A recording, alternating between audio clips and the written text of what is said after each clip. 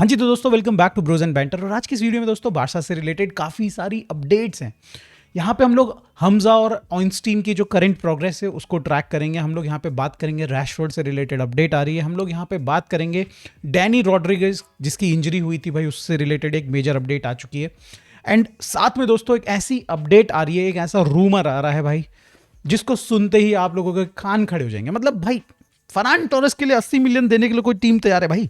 कोई team 80 million देने के लिए तैयार है फरान टोरेस के लिए? मैं तो बोलता हूं चलो भाई गाड़ी निकालो और भाई उसको छोड़ के आते हैं। तो हम लोग इसके ऊपर थोड़ा डिटेल में बात करेंगे एंड देन हम लोग अपने दोनों राइवल्स की Atletico Madrid and real Madrid की एक बड़ी बड़ी स्टोरी आ रही है, उनको हम लोग कवर करते हैं। तो let's start with Hamza and Ornstein की न्यूज़ के साथ। देखो दोस्तों, यहाँ पे हमजा से रिलेटेड एक अपडेट आ रही है।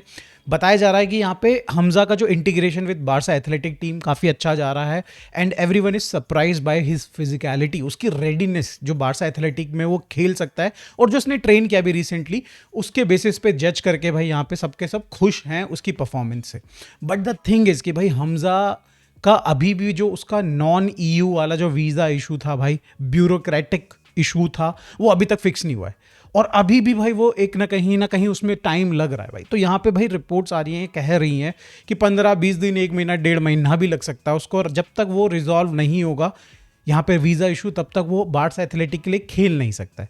मे बी यहाँ पे भाई उसको हम लोग यहाँ पे जुवेनाइल ए में ट्राई कर सकते हैं, बट अभी तो फिलहाल बारसा एथलेटिक में बस खाली वो ट्रेन कर सकता है।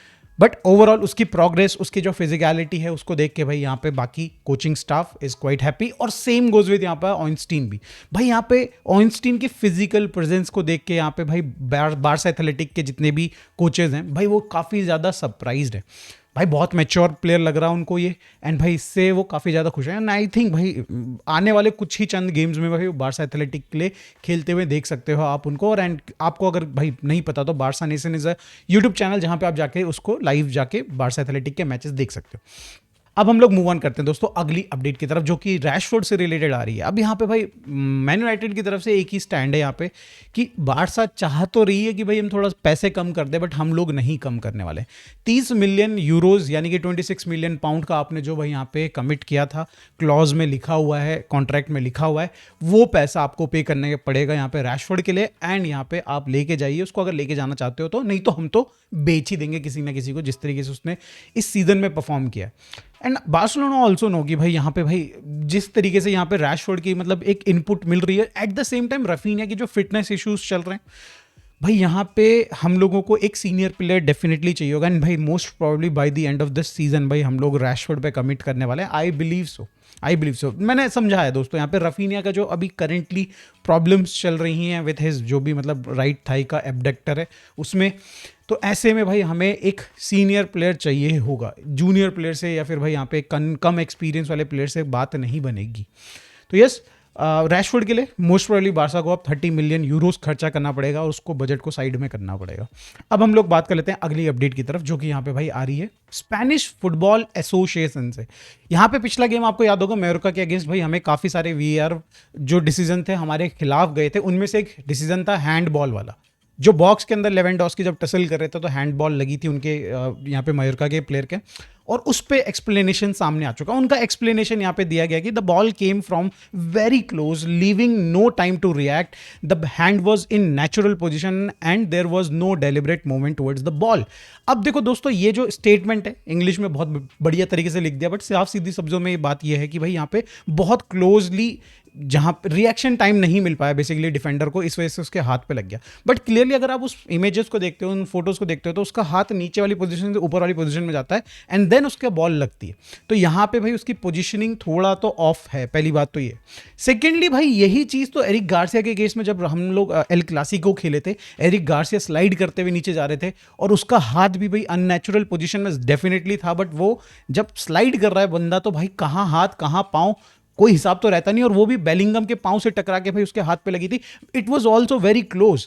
ऐसे में भाई डबल स्टैंडर्ड विथ बार्सिलोना भाई फिर से समझ में नहीं आ रहा। यहाँ पे एक्सप्लेनेशन आ रही है प्रॉपर भाई, यहाँ पे जो स्पेनिश फुटबॉल फेडरेशन है, एक बड़ा इंस्टीट्यूट है भाई, उसकी तरफ से ये एक्सप्लेनेशन आ रही है, जो कि भाई मेरे को समझ में नहीं आ रहा। भाई ये ग्रे वाला जो सिनेरियो ये क्या है भाई? हम लोगों के लिए ग्रे, बाकी सबके लिए ब्लैक एंड व्हाइट भाई। आई डोंट नो दोस्तों, आई डोंट नो क्या चल रहा है। बट यहाँ पे हम लोग मूव ऑन करते हैं दोस्तों। डैनी रॉड्रिगेज से रिलेटेड एक अपडेट आ रही है भाई, अच्छी न्यूज़ नहीं है। यहाँ पे उसकी इंजरी हुई थी, मैंने बताया था आप लोगों को। एंड भाई यहाँ पे उसका जो अभी रिकवरी टाइम बताया जा रहा है वो 3 to 4 मंथ्स का बताया जा रहा है भाई। यहाँ पे उसकी ऑल दो नेचुरल रिकवरी को यहाँ पे भाई कंसीडर किया गया है, बट यहाँ पे जो भी रिकवरी है दोस्तों वो उसको टाइम लगेगा 3 to 4 मंथ्स। भाई ये एक बहुत ही बुरी न्यूज़ है। अगेन भाई एक बड़े प्रोलॉन्ग टाइम के लिए बाहर रहेगा डैनी रॉड्रिगेज। एंड भाई यहाँ पे फिर जब वो वापस आएगा तब भाई आपको पता है कि वो समर वाली जो छुट्टियाँ होती हैं वो चलने लगेंगी, 2-3 महीने भाई फुटबॉल नहीं होगा। तो ठीक है भाई, ठीक है, कोई नहीं, अच्छा उसको रिकवरी टाइम मिल जाएगा। एंड लेट्स होप कि भाई नेक्स्ट सीजन में फाड़ दे डैनी रॉड्रिगेज। अब मूव ऑन करते हैं दोस्तों एक ऐसी मजाकिया अपडेट के साथ। आप लोगों ने देख लिया होगा भाई, ये आपने देख लिया होगा ऑलरेडी, बट नहीं देखा तो मैं बता दूं भाई। फरहान टोरेस के लिए चेल्सी बिड करने वाली है 80 मिलियन की अमाउंट के साथ, और इस समर ट्रांसफर विंडो में। मतलब भाई क्रेजी हो जाएगी चेल्सी, यहाँ पे 80 मिलियन खर्च करेगी वो फरहान टोरेस के लिए। पहली बात तो अगर आपको पता ना हो दोस्तों, तो भाई मैं बता दूं कुछ रूल्स हैं यहाँ पे चेल्सी जिन प्लेयर्स को साइन करती है। एक तो वो कुछ एज से नीचे होने चाहिए। फरहान टोरेस तो आई बिलीव भाई कम से कम 26-27 का तो हो गई, वो कहीं ना कहीं उस रूल जो एज का जो उनकी लिमिट है उससे एक्सीड कर रहा है, पहली बात तो। सेकेंडली यहाँ पे भाई सैलरीज जो होती है वो 100-100K से भी कम के प्लेयर्स को जनरली साइन करते हैं। एक्सपीरियंस प्लेयर तो साइन ही नहीं करते हैं वो लोग। तो ये सारी चीज़ें भाई फैक्टर इन होके भाई मुझे तो बहुत ही बड़ी फेक न्यूज़ लग रही है। बट अगर इसमें इतनी सी भी सच्चाई है दोस्तों, इतू सा भी अगर सच्चाई है दोस्तों, तो मैं तो निकाल के चल रहा हूँ अपनी गाड़ी अभी। भाई चलते हैं भाई यहाँ से सीधा यूरोप, गाड़ी में भर के उसको लेके जाएंगे, सीधा चेल्सी के गेट पे छोड़ के आएंगे। 80 मिलियन भाई, 80 मिलियन सोचो, 80 मिलियन में तो क्या नहीं हो सकता भाई। 80 मिलियन में थोड़ा सा और पैसे डाल के तो भाई डेफिनेटली यहाँ पे आपके आ जाएंगे आपके यूलियन एल्वारिस, या फिर हम लोग और बेटर कोई स्ट्राइकर लेके आ सकते हैं। हालैंड के सपने भी देख सकते हैं दोस्तों। 80 मिलियन आ गए, बाकी 120-30 मिलियन और देख लो, कहीं से जुगाड़ कर लो, है ना। दोस्तों कंप्लीटली फेक न्यूज़ है।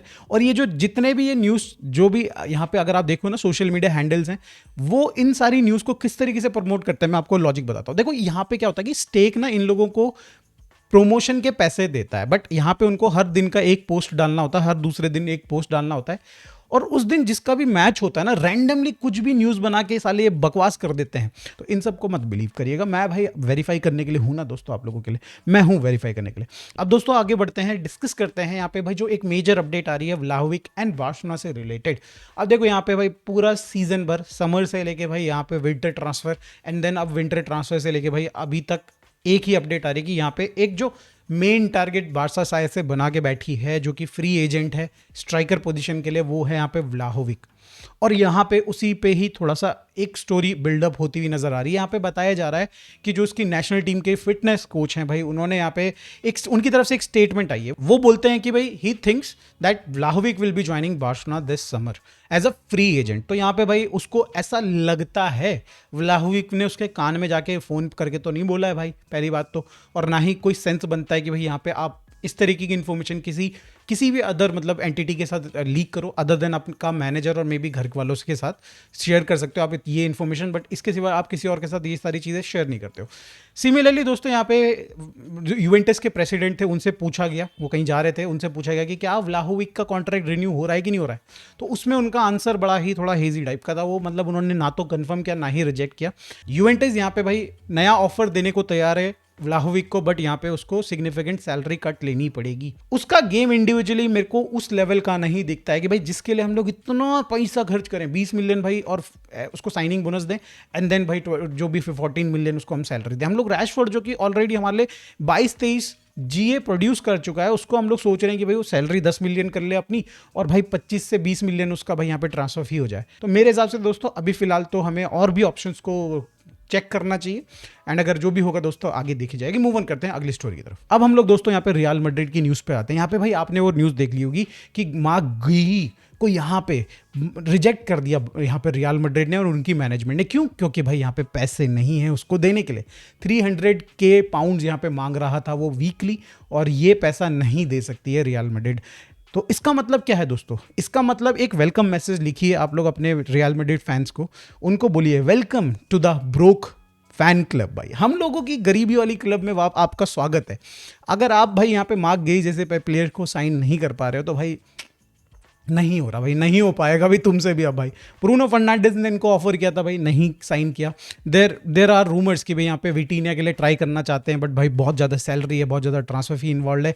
की स्मिथ के लिए मैंने कल कवर ही कर लिया कि भाई उसके लिए भी भाई बहुत ज़्यादा ट्रांसफर फी इन्वॉल्व है, तो शायद से मे बी एक बार को ना हो। तो इस चीज़ के लिए अगर आपको देखना है ना दोस्तों कि कितनी सैलरी ये लोग ऑफर कर रहे हैं यहाँ पे भाई अपने करंट प्लेयर्स को, तो भाई आप देखो तो किलियन एम्बापे को 600K ये सैलरी पे कर रहे हैं यूरोज में भाई। डेविड आलबा जो भाई पिछले कितने सालों से यहाँ पे खेला नहीं भाई, 432K भाई यहाँ पे डेविड आलबा उठा रहे हैं। Vinicius 400K, Jude Bellingham 400K, आपके वेलवर्दे 320, आपके भाई ट्रेंट 320, रॉड्रिगो 320, एंड देन भाई फाइनली भाई एक ऐसा नंबर आ रहा है जहां पे बार्सिलोना के प्लेयर्स थोड़ा हैं, हमारे भी प्लेयर्स इस नंबर में है। कोर्तोवा 288 यहाँ पे भाई, आपके एंटोनियो रूडिगर यहाँ पे 280, एंड भाई मिलिटाउ 280। तो मतलब इतना भाई यहाँ पे पैसा उठा रही है टॉप 10, और ये टॉप 10 है बाय द वे दोस्तों। अगर बारसा के नंबर्स को अगर आप देखते हो तो लेवेंडोव्स्की 400K उठा रहे हैं भाई यहाँ पे, फ्रैंकी डियोंग 365K उठा रहे हैं, रफीनिया 320K उठा रहे हैं, लामिन यमाल यहाँ पे 320K उठा रहे हैं। फिर भाई एक बंदा भी है मार्क आंद्रे टर्न स्टेगियन हमारे पास, जो कि भाई यहाँ पे 320K उठा रहे हैं, एंड जूल्स कुंडे भाई कुछ ना करते करते भी 300K उठा रहे हैं। बट उसके बाद डेफिनेटली भाई हमारे नंबर्स काफ़ी ज़्यादा डाउन जाते हैं भाई। 269 यहाँ पे मार्कस रैशफोर्ड, और हो भाई 240, अगेन भाई मस्ती करते हुए कोई सीजन बढ़िया निकल रहा है बिना खेले हुए, एंड बाकी ऐसे ही नंबर्स दोस्तों आपको पता ही है। तो ओवरऑल अगर आप देखें तो भाई we should be thankful towards आपके लापोर्टा और उसकी मैनेजमेंट को भाई, कि किस तरीके से उन्होंने सैलरीज को भाई रिड्यूस करके रखा है, चेक में रखा है भाई। हम लोगों को इस तरीके की सैलरीज बिल्कुल भी ऑफर नहीं करनी है, और तब तक तो एटलीस्ट नहीं करनी जब तक भाई हमारा जो वेज लिमिट है भाई पहुंच ना जाए, और रेवेन्यू थोड़ा हमारा बेटर ना हो जाए। तो यस दोस्तों, रियल मैड्रिड अभी इस समय में बहुत ही ज़्यादा स्लोली केयरफुली चल रही है। वो नहीं चाहती कि वो बारसा वाली कंडीशन में आ जाए, बट भाई they are also very close to us भाई, वेरी क्लोज टू अस। अगर सोचने में पड़ जा रहा भाई अगर यहाँ पे मार्क गुई जैसे प्लेयर्स को साइन करने के लिए, तो भाई आई थिंक भाई उन लोगों को भाई यहाँ पे डेफिनेटली भाई कुछ तो प्रॉब्लम्स उनको दिख रही हैं। अब यहाँ पे हम लोग बात कर लेते हैं एथलेटिको मैड्रिड के बारे में। मैच है बारसा का, उसका मैं भाई डिटेल में एक रिव्यू बना दूंगा, प्रीव्यू बना दूंगा।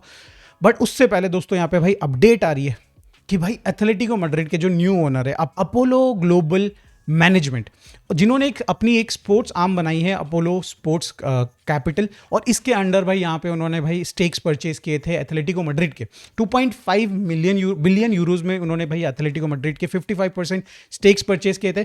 अब ये जो ऑर्गेनाइजेशन है अपोलो भाई, ये और ज़्यादा पैसा इंजेक्ट करने वाली है अपनी इस अपोलो स्पोर्टिंग कैपिटल जो कंपनी है उसके अंदर। 6 बिलियन तक का यहाँ पे भाई खर्च करेगी in dollars, 5 billion in euros obviously, और ये पैसा भाई इनडायरेक्टली डायरेक्टली भाई एथलेटिको मैड्रिड को और बेटर करेगा। मतलब ऑब्वियसली भाई यहाँ पे प्लान में तो बहुत कुछ है।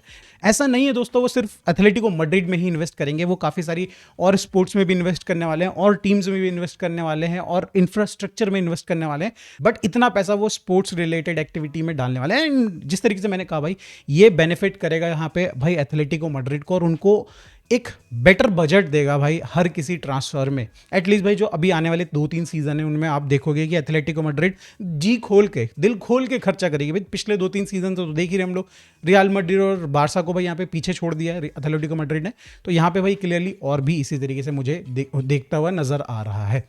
तो दोस्तों आज की वीडियो में बस इतना ही। प्रीव्यू वाली वीडियो मैं जरूर बनाऊंगा, उसको आप जरूर देखिएगा, बाद में आएगी वो। बट ये वीडियो आपको अच्छी लगी तो प्लीज लाइक एंड सब्सक्राइब। मिलते हैं दोस्तों नेक्स्ट वीडियो में। Bye for now, take care.